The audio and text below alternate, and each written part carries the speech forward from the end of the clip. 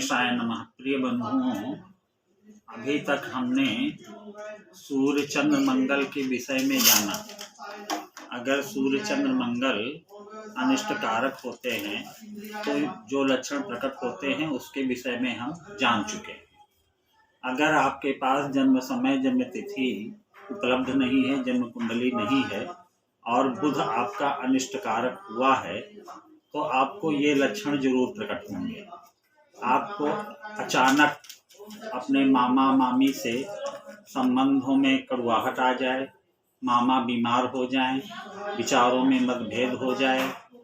अगर आपने कोई तोता पाल रखा है वो अचानक उड़ जाए या मर जाए या बीमार हो जाए, अथवा आपके अंदर पित्त का प्रकोप बढ़ने लगे, आपको खट्टी डकारें आवें, मुंह में कड़वा पानी कभी कभी अनुभव हो,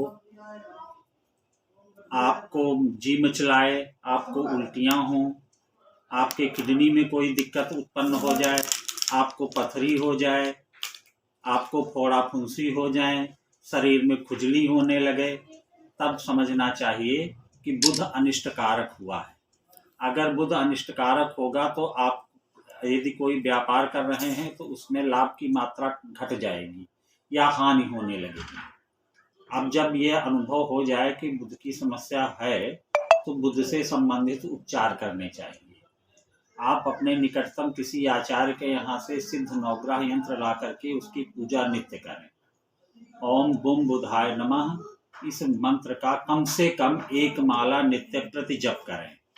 हरे पेड़ पौधे लगाएं, हरे कपड़े भी पहन सकते हैं। आप अपने निकटतम आचार्य से संबंध बना करके उससे पूछ करके बुध से संबंधित वस्तुओं का दान करने से भी बुध की अनिष्टता दूर हो जाती है। वैसे अगर बुध अनिष्ट कारक हो और विष्णु सहस्त्र नाम अथवा रामायण का पाठ किया जाए तो उससे भी बुध शुभ फल देने लगता है।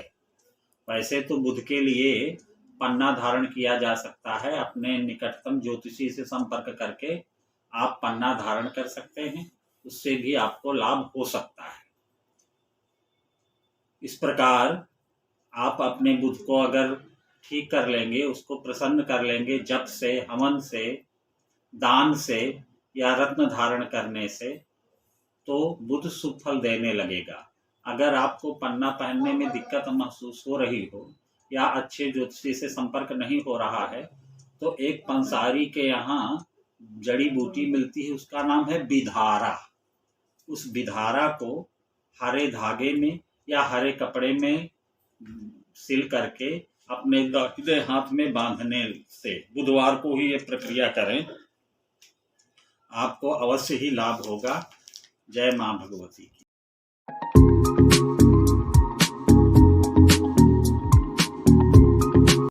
बंधुओं, अभी तक हमने सूर्य चंद्र मंगल और बुध के विषय में ये जाना कि इनके अरिष्ट होने पर क्या क्या लक्षण उत्पन्न होते हैं।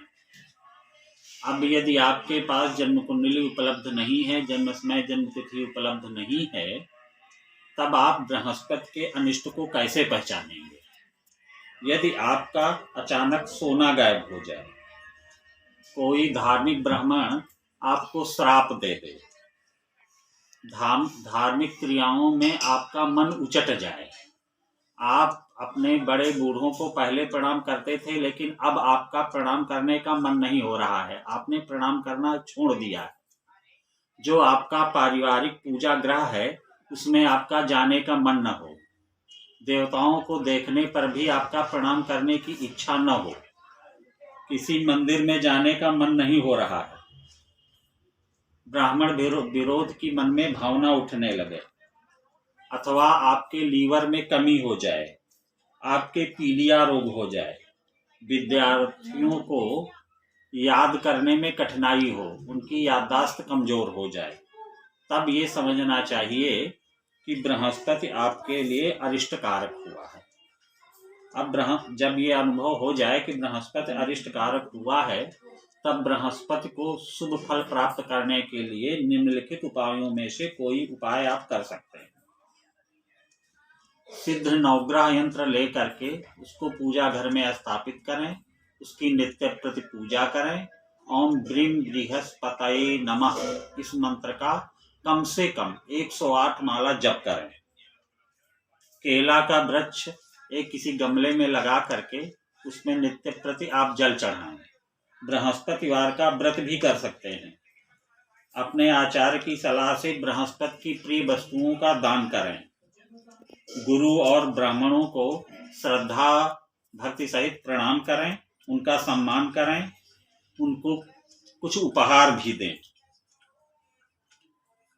इसके अतिरिक्त आप धार्मिक पुस्तकों का अधिकतम अध्ययन करें तो बृहस्पति आपका अशुभ न होकर के शुभ फल देने की स्थिति में आ जाएगा। कोई जरूरी नहीं है कि जितने हमने उपचार बताए हैं वो सभी करें। इनमें से कुछ भी उपचार करेंगे तो बृहस्पति का शुभ फल आपको प्राप्त होने लगेगा और यही बृहस्पति आपको तरक्की की तरफ ले जाएगा, आपकी उन्नति करेगा, आपकी बुद्धि को शुद्ध करेगा, पारिवारिक एकता बढ़ाएगा। जय श्री भगवती की।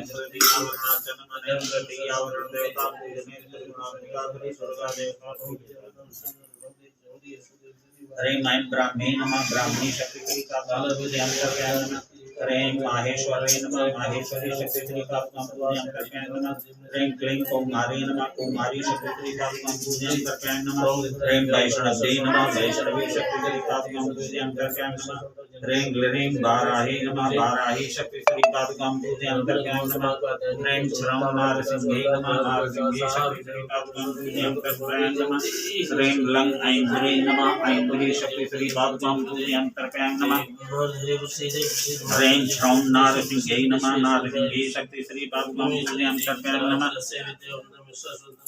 ह्रीं लंग ऐन्द्री नमः ऐन्द्री शक्ति श्री नमः ह्रीं स्वें चामुंडाई नमः चामुंडा शक्ति श्री नमः ह्रीं लक्ष्मी नमः लक्ष्मी शक्ति श्री तर्पयामि नमः। चतुर्थावरण देवताभ्यो नमः सर्वोपचारार्थे गंधाक्षत पुष्पाणि समर्पयामि। एताः चतुर्थावरण देवता सांगां परिवाराः सायुधाः सर्वशक्तिका पूजिताः सर्वदा सन्तु। ओम चतुर्थावरणार्चनमनेन चतुर्थावरण देवता ह्रीं विष्णुमायाय नमः विष्णुमाया शक्ति श्री ह्रीं चैं चेतनाय नमः चेतना शक्ति श्री नमः ह्रीं बुद्धे नमः बुद्धि शक्ति श्री ह्रीं निद्राय नमः निद्रा शक्ति श्री ह्रीं नमः सुधा शक्ति श्री ह्रीं छं छायाय नमः छाया शक्ति श्री नमः ह्रीं शं शक्ति नमः शक्ति शक्ति श्री